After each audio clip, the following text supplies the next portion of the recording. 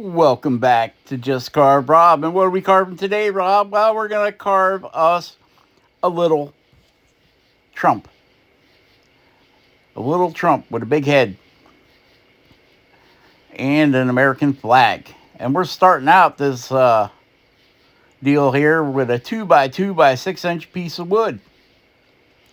And I've already roughed it out on the bandsaw. You can see in the beginning of the show here, you've seen the side view. If you want to freeze frame that and take a picture of it so you can lay it out on your block of wood, go right ahead. And we're chopping away, getting the shapes all put where they need to be. Cutting the back of the legs in. We're using the flex cut Sloyd knife. I like the long reach that it's got. You just got to keep in mind of where your hand is because of all that extra blade. No. Okay, so now we're working on the head a little bit. I zoomed out there. I was in a little too close.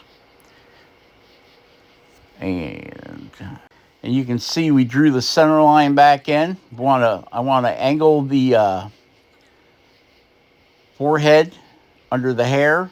I get that whole face angled in. I would say 30-degree angle on each side. We're not 45. And I'm just working the face in where I want the face to be. And we'll get rid of all those bandsaw marks, slowly but surely, reaching across there with that long knife, shaving all the marks off of it. Say hi to a couple of our friends out there, Amy Jo. It's got a YouTube channel, Amy Jo. Got Jordy at Carving Fusion. Wowie's Workshop. Now I'm undercutting that neck a little bit there.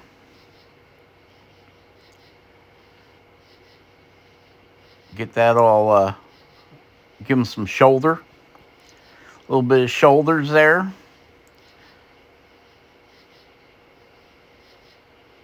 Check both sides, make sure we're kind of symmetrically correct. Try to get them the same depth and all that good stuff. Take the sharp edges off the cheeks or jaw. Take the sharp edges off the jaw. And this is the dreaded voiceover. So you guys get to miss a lot of what's going on here, even though this video is an hour long. It took me several days and close to 7 hours to get this guy done.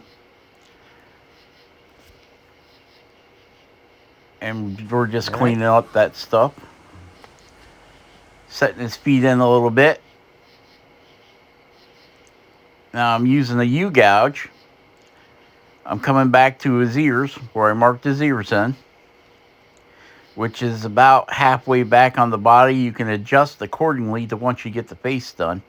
But I'm trying to leave that little bit of real estate there. We're not going to have the whole ear poking out, just the bottom of the ear, and then the hair will be over it.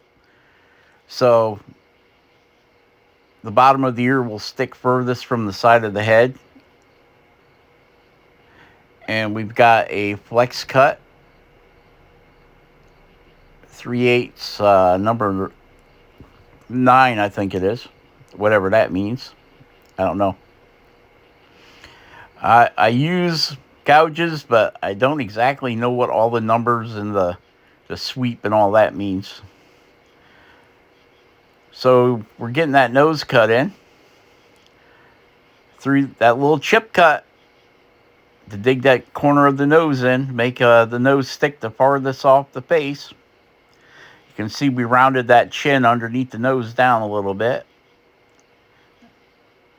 Just kind of picking around there. Get that nose set. Then we'll scoop out up to the eye. Could have been a better camera angle. I don't know. I just don't know anymore. I'm thinking about having the camera come right up in front of me, but it kind of blocks my view from the carving. So I'll have to be looking over the camera. Whereas with the setup I got now, I kind of look under the camera. So we'll have to work on that.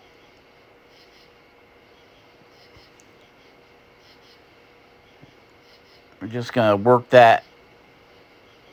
We're giving them eyebrows and working the nose and stuff. We're splitting the nose there with a gouge. So I believe that's a 3/16 number 3. It's got a really big U shape in it.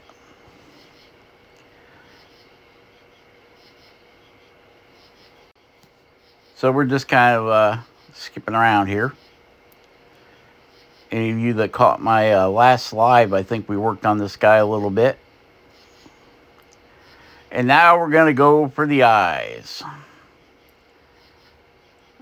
Putting a three-way chip cut in each corner of the eye. I learned, for me, this is the best way to do it. To get the eyes the same height and equal length, should we say. Now we're dragging that blade across between the two chip cuts we put in, and then we'll come back across it, and that lets us round that eye out.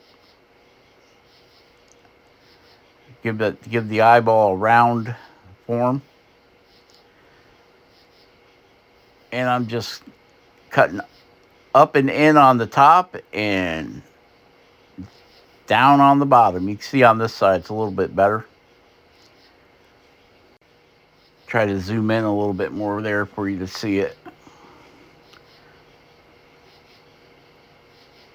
And you can see I'm just coming straight across that bottom to the other chip cut. And then we'll cut down into that.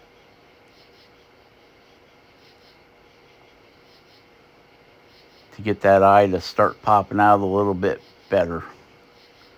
Now I'm taking a U-gouge and I'm putting the lower bag and the eyelid in.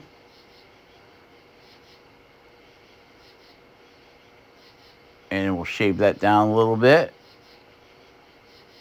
And now I'm tucking my bottom eyelid underneath my top eyelid. That's what I'm doing right there. And then I want to make that cut under the eye a little bit sharper. And shave that back. And I think we're using the flex cut detail knife here.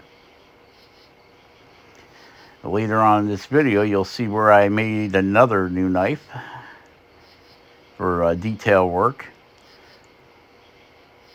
The thing you got to remember with detail knives is not to twist them in the wood. If you twist the knife in the wood, you may end up bending or chipping the tip of your knife. If it bends, you can just take a hammer and flatten it back out and resharpen it. But if it breaks, you've got to do some sanding and regrinding to get your point back, which I've done.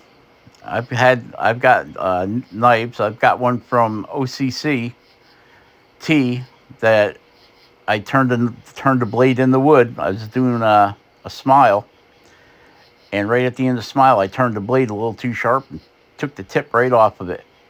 So it went from 1.5 inch knife to 1 3/8 knife. Still works good. Still one of my favorite knives. It was totally my fault because I should have known better than turning a blade in the wood, and I was probably pretty deep in there when I did it.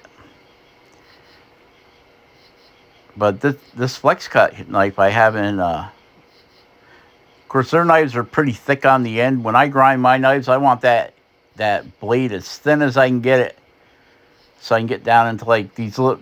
My knives are mostly made for these little guys. You know, you want to get down into that corner nice and sharp and deep. See, this flex cut knife is even a little too thick for what I like on the end of it. But that's just me. That's my preference, and I know what I can and cannot do with my blades.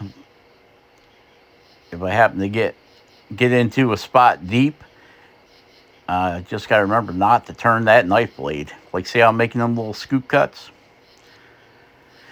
And now we got the little Pelican flex cut. I think it's only like an inch long blade. That's what I really like using for the eyes. But I have reground this blade so that tip is very, very thin.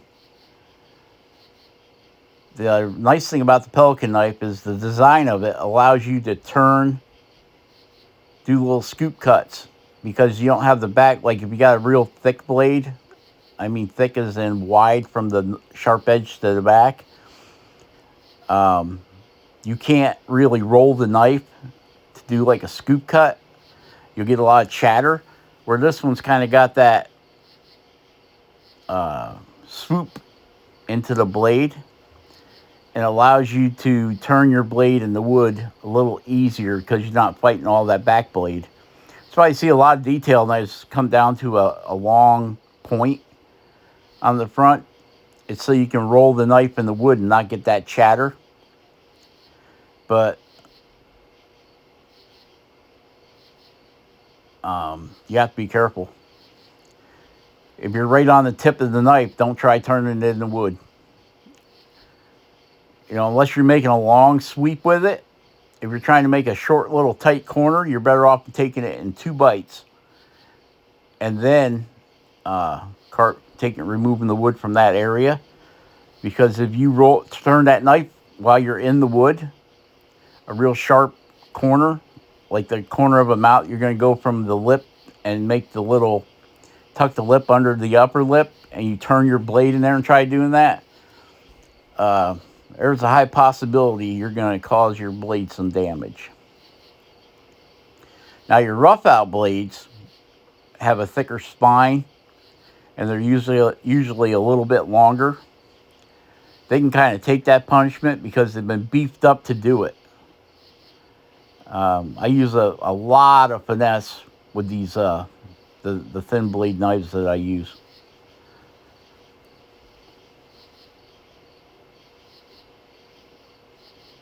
And now we're cutting in the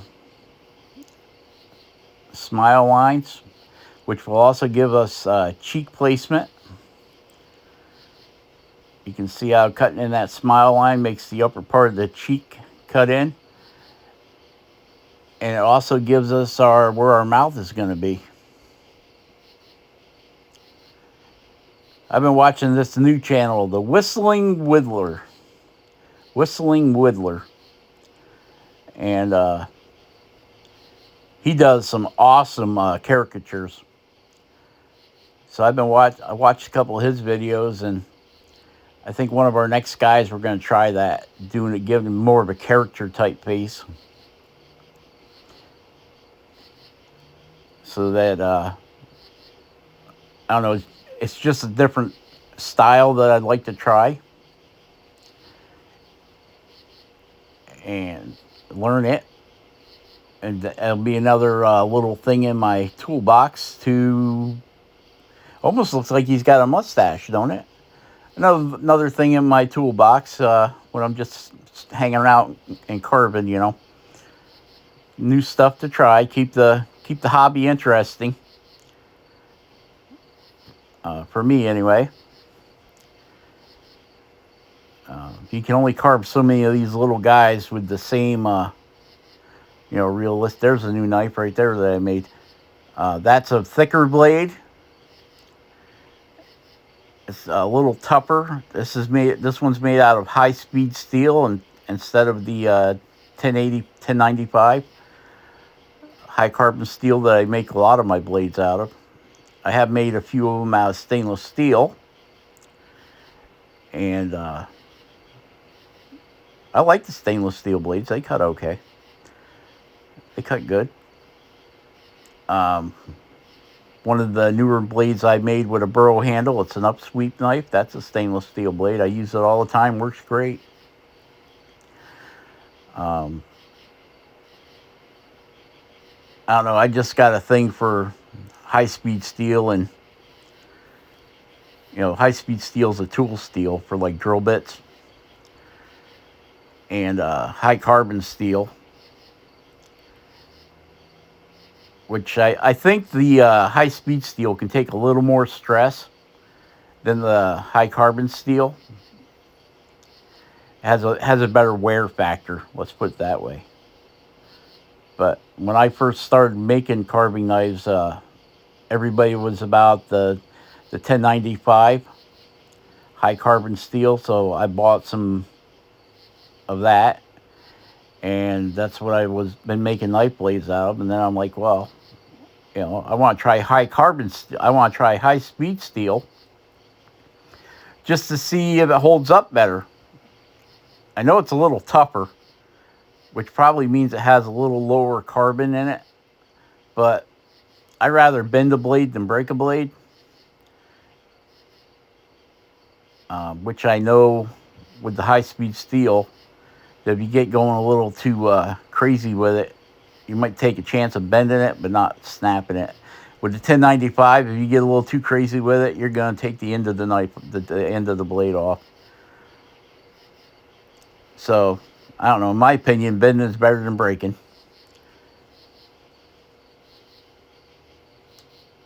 May not have the same, as high of a sharpness, but I'm not finding that to be with this particular high-speed steel.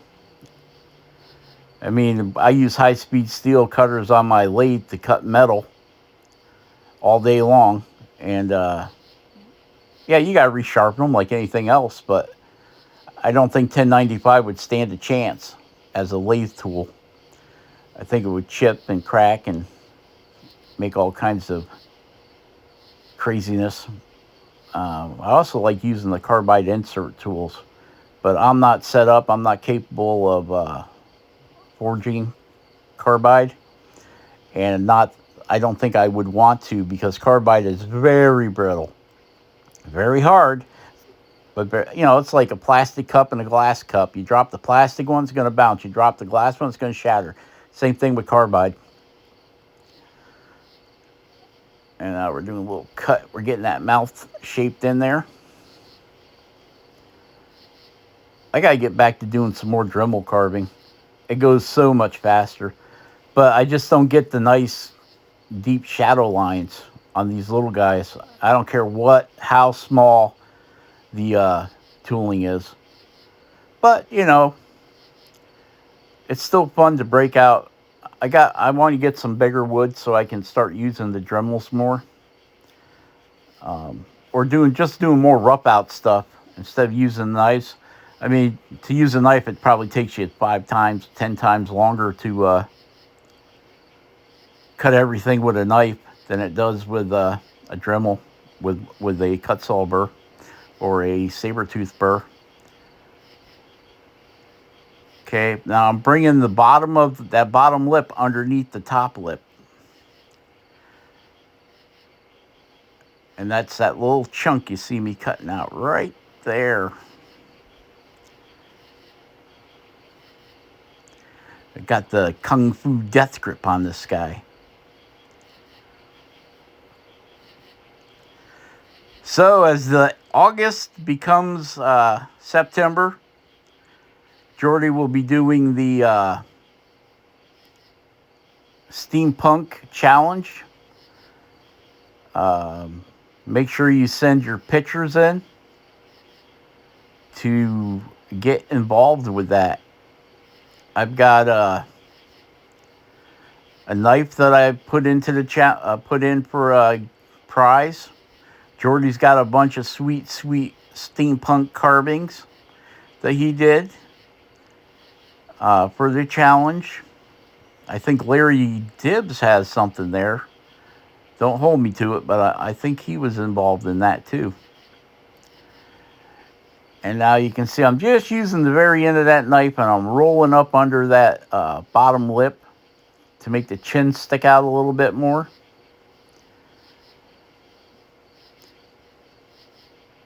And then I gave him some jowls.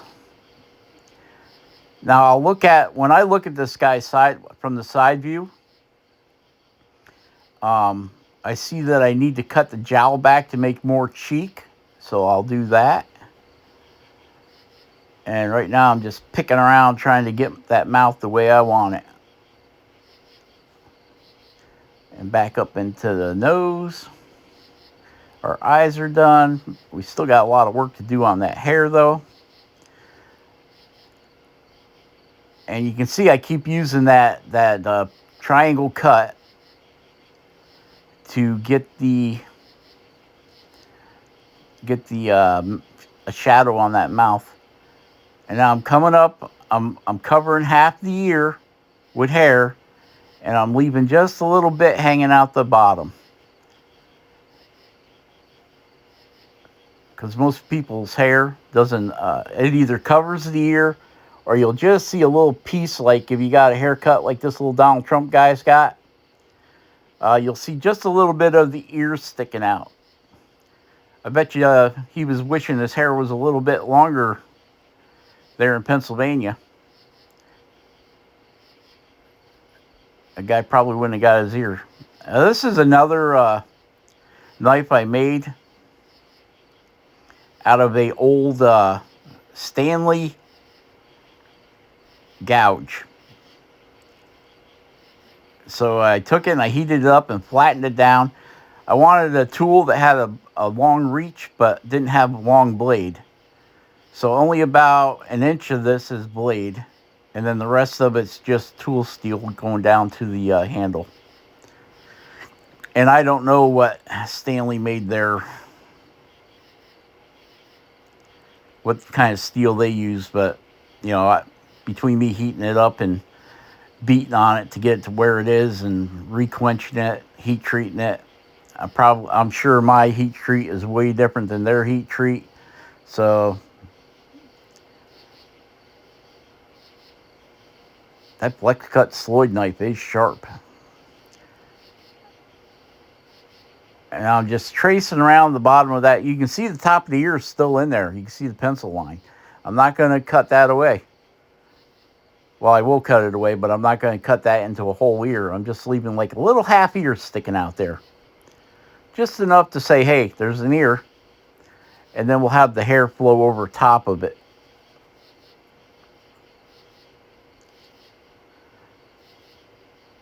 There's that. That's a stainless steel blade right there. That's on a burro. Jordy sent me a burro. And I said, well, we got to make something that's going to remind us of Jordy. And that utility knife there Jordy sent me, that's a Canadian Stanley knife. And I like this knife. It's a really cool knife for, you know, a razor knife. I don't think you can get a much thinner blade than a razor knife blade.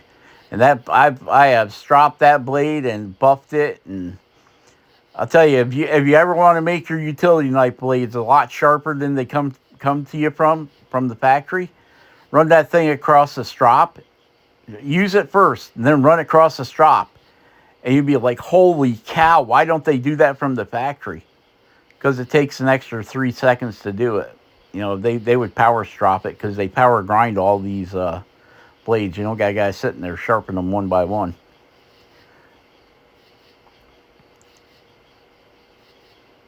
And now we're putting the swoop in the hair. Working the hair. And I'm cutting under that ear so it makes that ear stick out just a little bit on the bottom side. All right, so we got the hair done. And now I'm going to go ahead and cut the arm in.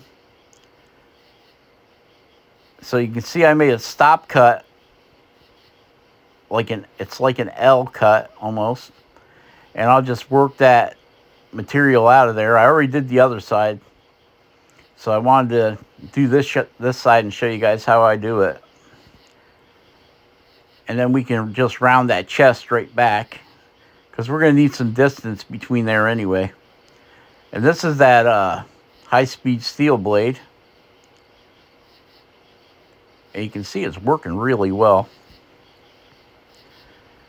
I did strop it in between.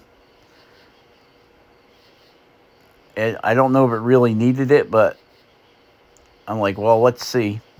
If you start seeing lines form in your wood, like little scratch lines. Because when you cut with these knives, it almost leaves a polished surface. So if you start seeing like little lines, little white lines, that means your blade the edge is getting boogered up. So you need to stop and strop it, because it's going to start making your life miserable. It'll start making it feel like, wow, I'm really having to push to get through this wood. So stop and strop. About every 15 minutes is the rule of thumb. If you're carving solid for 15 minutes, stop and strop your knife. Keep your knife sharp, because sharp knives make your work go a lot faster. I'm just flipping them back and forth to make sure I got my shoulders set at about the same height. And now I'm rounding that chest over. But I got to remember, I got to put a suit on them yet. So we got to watch how much of that we're peeling out of there. Just want to leave them a little extra wood in there to be able to fit his clothes in.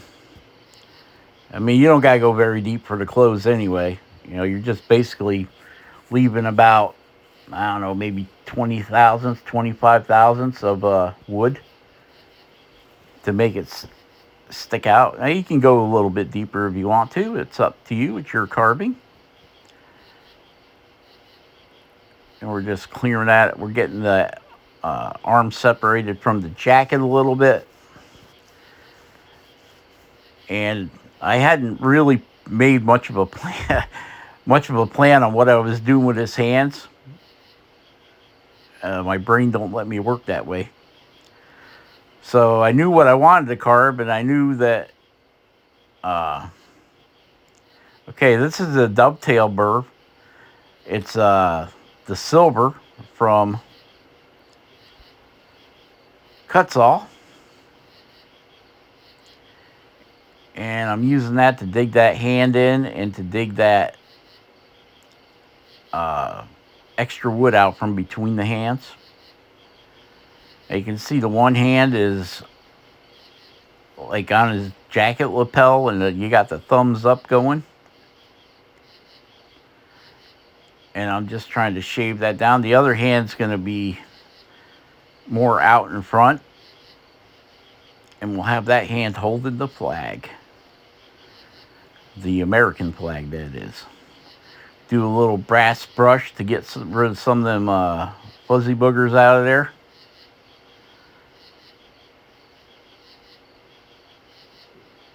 And then right between them hands, we're going to come on down and do the split on the legs. I must think I've got enough clearance there. And this is the Flex Cut skew. It's one of the skews that come in the 5 chisels for the beginner set. And I'm just trying to show this a little bit of separation between that hand and the jacket. That's why I'm digging in there like that. And then the same thing with this hand. I'm going in there to let the belly wrap around under the hand a little bit. And this is one of my favorite guys here.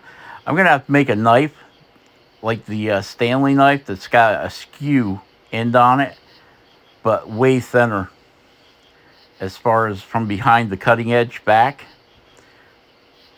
And now we've got the micromotor with a football diamond burr. Do a little cleanup here. Get rid of some of the not knife marks, but the little slivers that I couldn't pop out of there with my knife blade. So I'm just going back cleaning them up with this. Put his fingers in, work around that thumb. And round over the fingers so they look like fingers.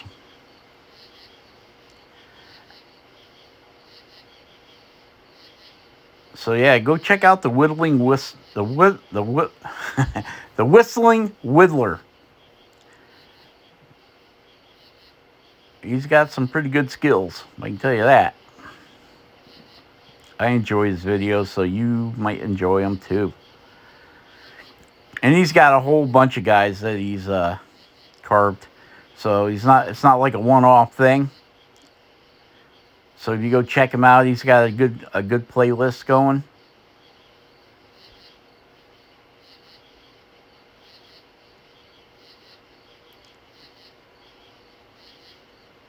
Getting that upper eyelid in there. Back into shaping that hand up. And now I'm gonna cut under his arm a little bit there. And we'll give him a jacket. That's what we're doing right there. I'm cutting in the line for the jacket. And then I'm undercutting that other arm. And that's going to give us where we can come up the back for his arms.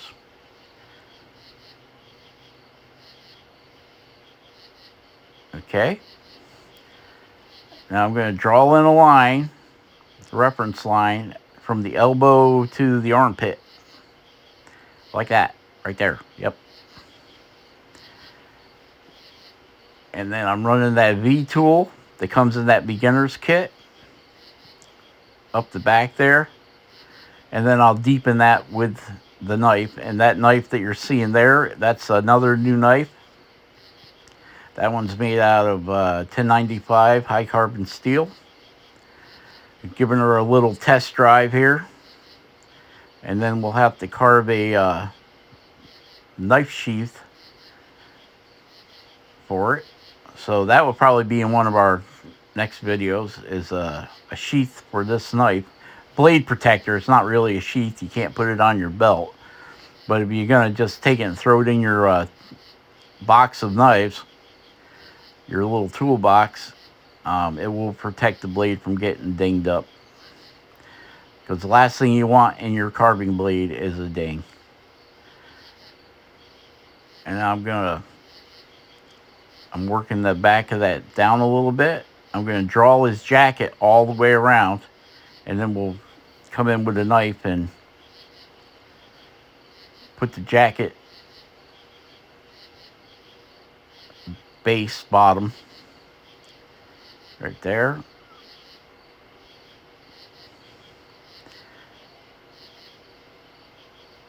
And across the front. And then we can cut up to that. Although one side of this wood doesn't want to be cut in an upward fashion. Use Donald to sweep the chips into the vac, the dust collector. And you can see I'm cutting up to my stop line.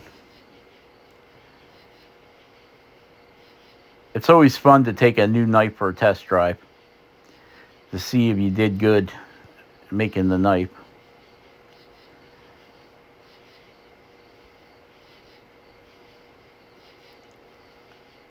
So, yep.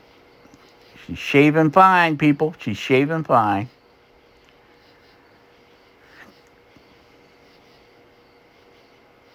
All the little... Now you see why it takes me so dang long to carve these little guys. I need to figure out how to speed it up. And most of them are carving one by one. This is twice as big. It's a 2x2. He's twice as big as other people's.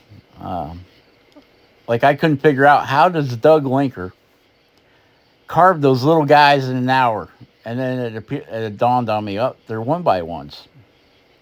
But man, does that dude get some detail in a little 1x1 block of wood. I've got some 1x1s here, so we might be doing some more 1x1s just for video's sake, so it's not taking 7-8 hours to carve one guy. Okay, so now I'm cutting we're cutting out the seam in the jacket for the lapel. I think that's what it's called, lapel. And of course, we got to fit. He's going to be wearing a dark blue suit with a red tie. So we got to make a little area at the top to paint red for the implied that there's a red tie under there.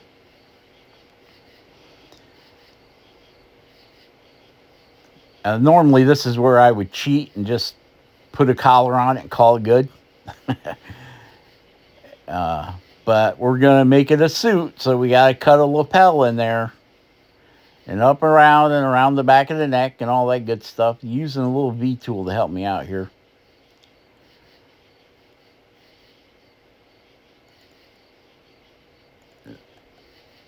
And that's even a smaller V tool. That's a flex cut V tool. Most of my gouges and V tools are flex cut.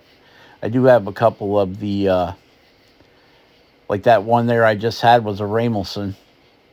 I have some Ramelsons and I have some, a couple of OCCT.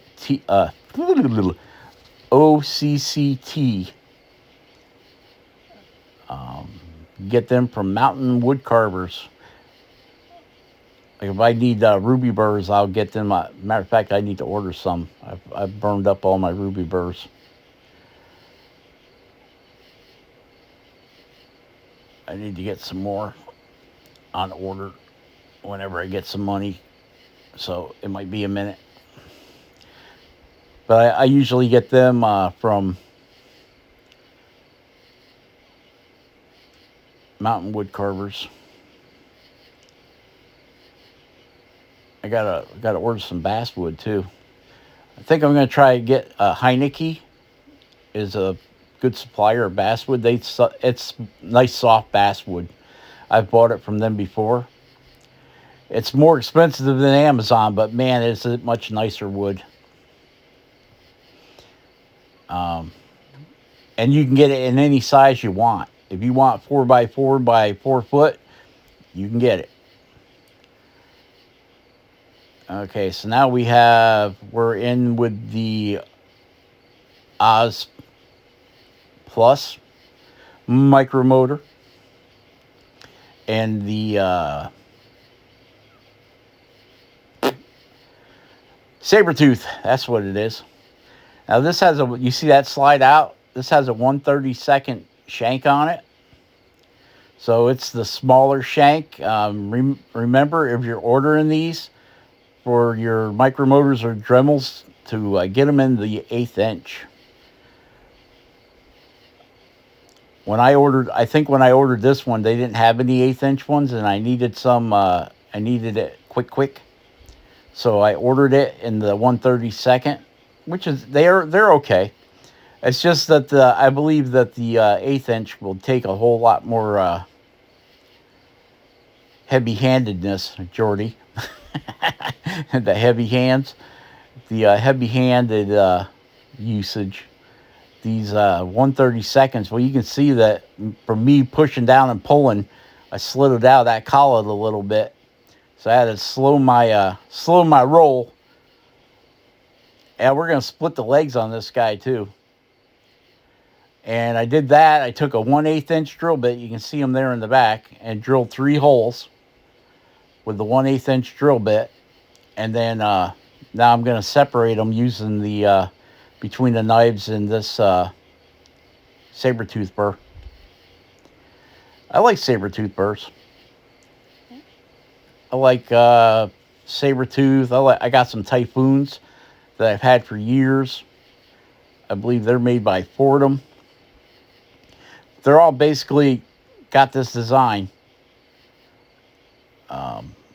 This is the green, so this is the medium. The orange is the coarse. I don't have any orange ones. I might have to order some, see if I can get some orange ones in the 1/8 inch. Get 1 or 2 of them and try them out, show them to you guys. But I absolutely love those detail burrs from Cutsaw. Those are great. I gotta see if they got them in the silver. I would like them to have them in silver. It'd be nice if they had them in silver. I don't know. See, we gave him a butt. And I'm cutting up to that stop line on that jacket. I'm going to thin these legs out a bit.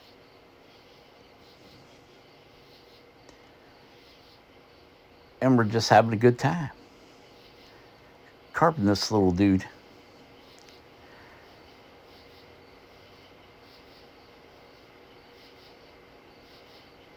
And you can see I'm rolling that blade.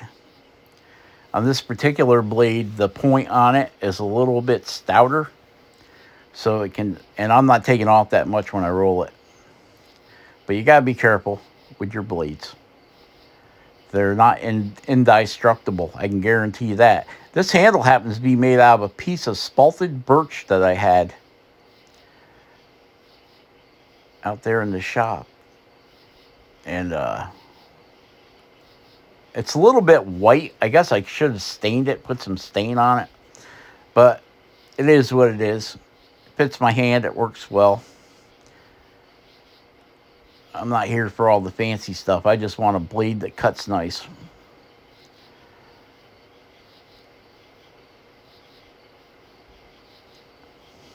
That's my whole mantra. Make it to work. There's a guy I watch, Hillbilly Voodoo. He's up there in Canada. And he's always making different stuff like ATVs. And right now he's working on a articulated, I don't know if it's going to be a bucket machine or if it's going to have a like a backhoe thing on it. But it's articulated anyway. It means it bends in the middle when you steer it. And his saying is, make what you want with what you got. And that's ever so true here at the Just Carve Rob shop. Make what you want with what you got.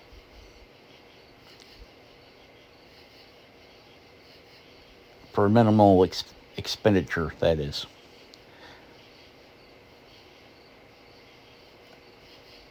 So I'm going to order some... I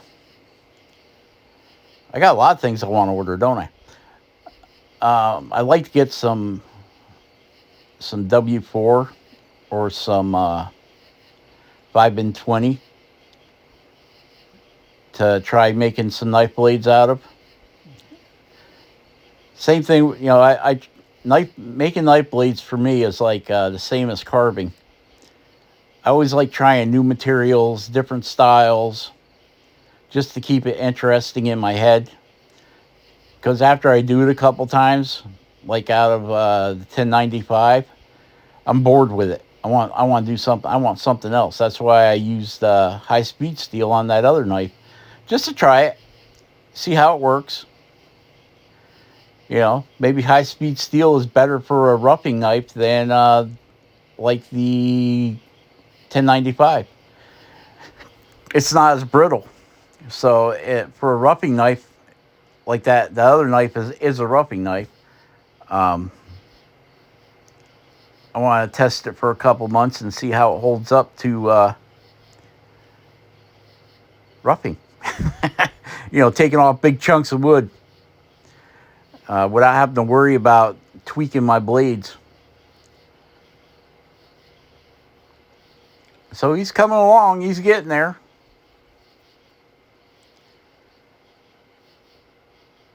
Up, up, up, up.